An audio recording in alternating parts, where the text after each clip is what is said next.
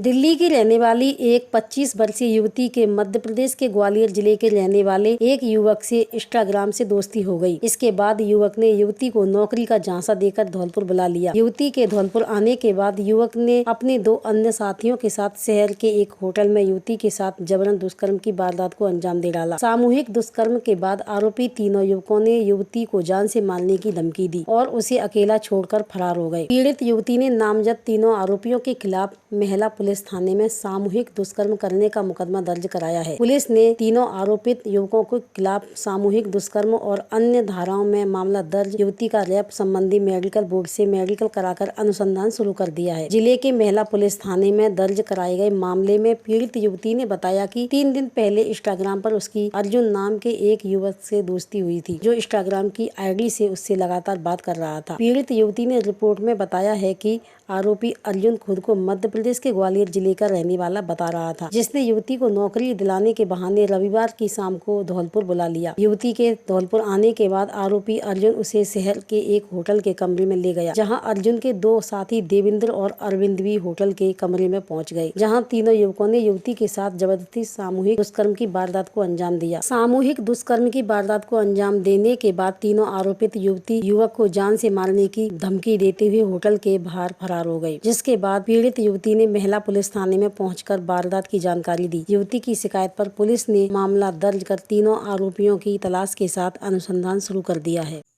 दिल्ली की रहने वाली एक युवती ने 3 युवकों के खिलाफ सामूहिक बलात्कार का मुकदमा दर्ज कराया है। FIR दर्ज कर ली गई है और युवती का मेडिकल करा दिया गया है। अग्रिम विधिक कार्रवाई जारी है। दिल्ली की युवती को धौलपुर कैसे बुलाया गया? इंस्टाग्राम आईडी के थ्रू बात हुई थी, मैसेज के थ्रू। तो उसके बाद में जॉब की ज़रूरत है, इस हिसाब से बात हुई थी। तो बोला कि मैं जॉब इधर दिलवा दूंगा धौलपुर में। तो इधर बुला लिया। फिर बुला के एक होटल में वो लड़का था, 2 लड़के और आए थे बाद में। तो बता रही थी तीनों ने उसके साथ में गैंग रेप किया।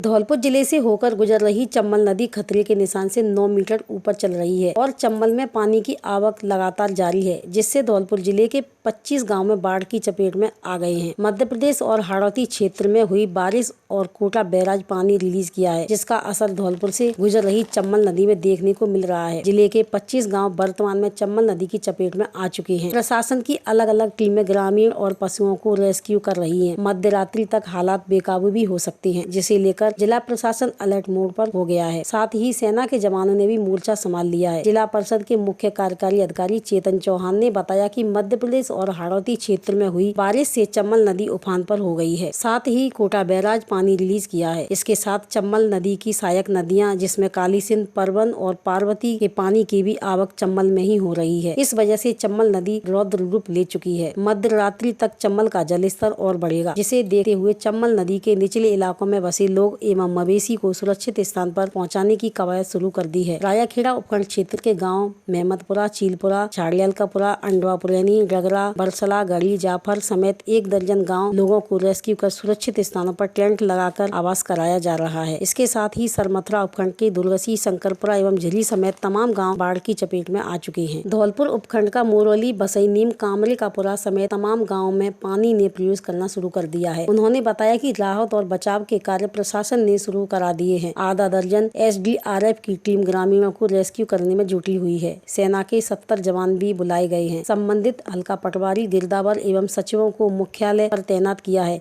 आंगनबाड़ी कार्यकर्ता, ANM, मेडिकल की टीम भी तैनात की गई है। वैकल्पिक व्यवस्था कर शिफ्ट कराए गए लोगों के लिए खाद्य सामग्री की व्यवस्था की गई है। मवेशी के लिए अलग से चारे दाने की व्यवस्था कराई जा रही है। उन्होंने नदी के किनारे बसे लोगों से अपील करते हुए कहा कि खुद और परिवार को सुरक्षित रखें। बाढ़ के हालात होने पर सुरक्षित स्थानों पर शरण प्राप्त करें। परेशानी और असुविधा होने पर कंट्रोल रूम को सूचित करें। और जल संसाधन विभाग के मुताबिक चम्बल नदी का जल स्तर खतरे के निशान से 9 मीटर पहुंच चुका है। चम्बल नदी का वार्निंग लेवल 129.79 मीटर है, जबकि खतरे का निशान 130.79 मीटर है। लेकिन वर्तमान में चम्बल का जल स्तर 179.60 मीटर ऊपर पहुँच चुका है। मध्य प्रदेश और हाड़ौती क्षेत्र में हो रही बारिश और कोटा बैराज समेत अन्य सहायक नदियों का पानी रिलीज किए जाने के बाद में धौलपुर जिले से होकर गुजर रही चम्बल नदी अपने रौद्र रूप में दिखाई दे रही है। आप देख सकते हैं हम इस समय चम्बल पुल पर मौजूद हैं और ये जो पुराना पुल हम दिखा रहे हैं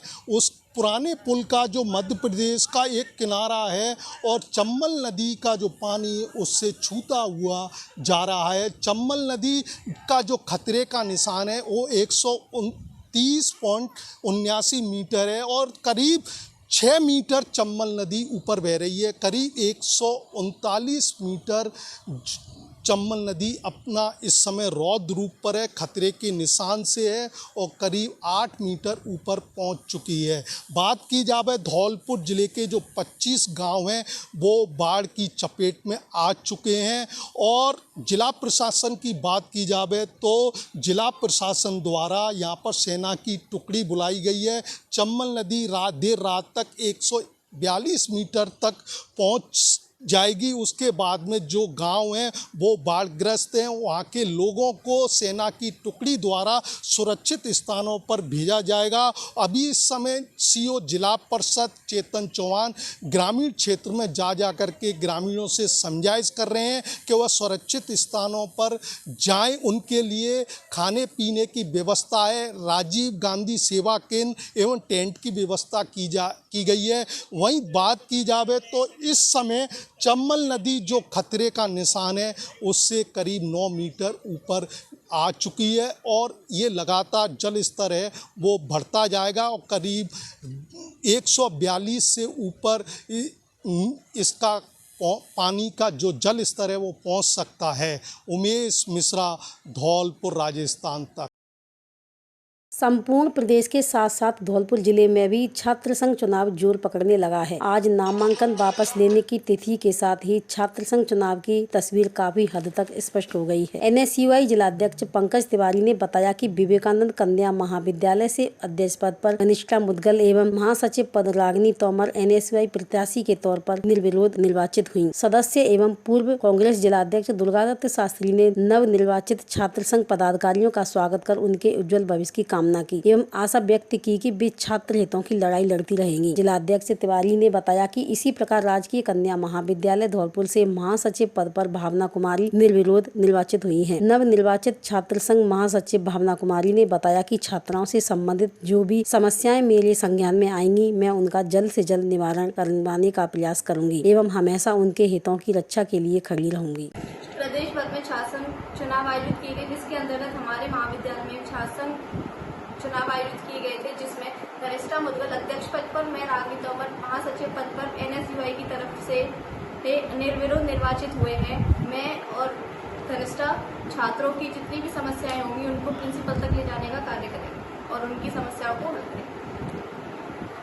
आज विवेकानंद कन्या महाविद्यालय में छात्र चुनाव संघ बहुत ही सफलतापूर्वक संपन्न हुए, जिसमें हमारे यहाँ हमारे विवेकानंद प्रांगण में अध्यक्ष पद पर NSUI से कनिष्ठा मुदगल, उपाध्यक्ष पद पर ABVP से हर्षिता शर्मा और महासचिव पद पर NSUI से रागिनी तोमर, संयुक्त सचिव पद पर ABVP से भारती भारद्वाज।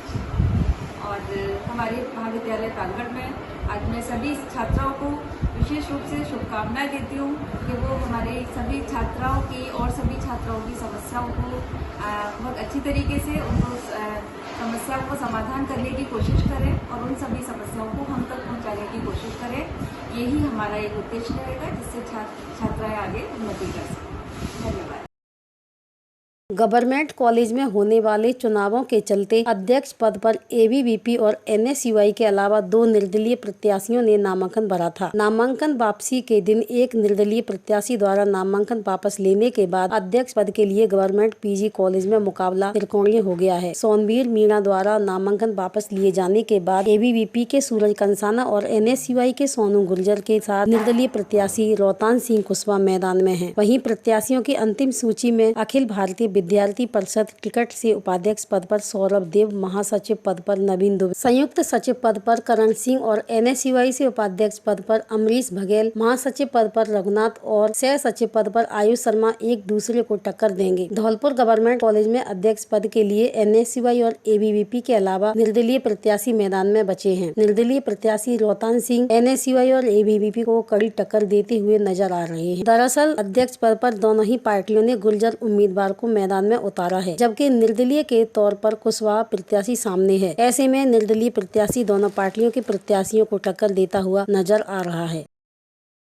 धौलपुर जिले से होकर गुजर रही चम्बल नदी में लगातार पानी की आवक होने से निचले इलाकों में जल भराव की समस्या शुरू हो गई है। जिला कलेक्टर अनिल कुमार अग्रवाल ने मंगलवार को सरमथरा क्षेत्र के ग्राम पंचायत झिली के मजरों एवं ढाणियों का दौरा कर बाढ़ की स्थिति का जायजा लिया। चम्बल किनारे बसे सुदूर गाँव झिली के दौरे के दौरान जिला कलेक्टर ने अधिकारियों को आवश्यक दिशा निर्देश दिए। उन्होंने ग्रामीणों से बातचीत कर कहा कि प्रशासन आपकी सुरक्षा के लिए पूरी तरह से मुस्तैद है। इस दौरान जिला कलेक्टर ने बाढ़ से बचाव के लिए जिला आपदा नियंत्रण टीम को अलर्ट के निर्देश दिए। उन्होंने बाढ़ प्रभावित क्षेत्रों झिली, चंद्रपुरा, दुर्गसी, शंकरपुर, खिली डांडा में बाढ़ से प्रभावित ग्रामीणों को भोजन पैकेट, आवश्यक दवाएं उपलब्ध करवाने के निर्देश दिए। उन्होंने कहा कि पानी की आवक बढ़ने से जल स्तर में लगातार बढ़ोतरी हो रही है। उन्होंने तहसीलदार, ग्राम विकास अधिकारी तथा पटवारी को पूरी तरह से अलर्ट रहने के निर्देश दिए। उन्होंने चिकित्सा अधिकारियों को मेडिकल टीम अलर्ट मोड पर रखने के निर्देश दिए। गर्भवती महिलाओं तथा बच्चों, बुजुर्गों का विशेष ध्यान रखने के निर्देश दिए। आमजन को आवश्यक दवा किट उपलब्ध करवाने के निर्देश दिए। मच्छरों से बचने हेतु फॉगिंग करवाने, क्षतिग्रस्त सड़कों की मरम्मत का कार्य, बिजली, पानी आदि की व्यवस्था करवाने सहित पशुओं को टीकाकरण आदि की व्यवस्था सुनिश्चित करने के निर्देश दिए। जिला कलेक्टर अनिल कुमार अग्रवाल ने बताया कि चम्बल नदी के जल स्तर बढ़ने के कारण जिन इलाकों में जल भराव के कारण संपर्क मार्ग अवरुद्ध हो गया है, वहाँ के समस्त राजकीय एवं निजी विद्यालयों में तत्काल प्रभाव से छात्र छात्राओं के आवागमन को ध्यान में रखते हुए 27 अगस्त शनिवार तक अवकाश घोषित किया गया है। उन क्षेत्रों के समस्त राजकीय कार्यालयों में कार्यरत कार्मिक, लोक सेवक, कार्य व्यवस्था उपखंड अधिकारी के निर्देशन में उपस्थित रहेंगे। यह आदेश तत्काल प्रभाव से लागू रहेगा।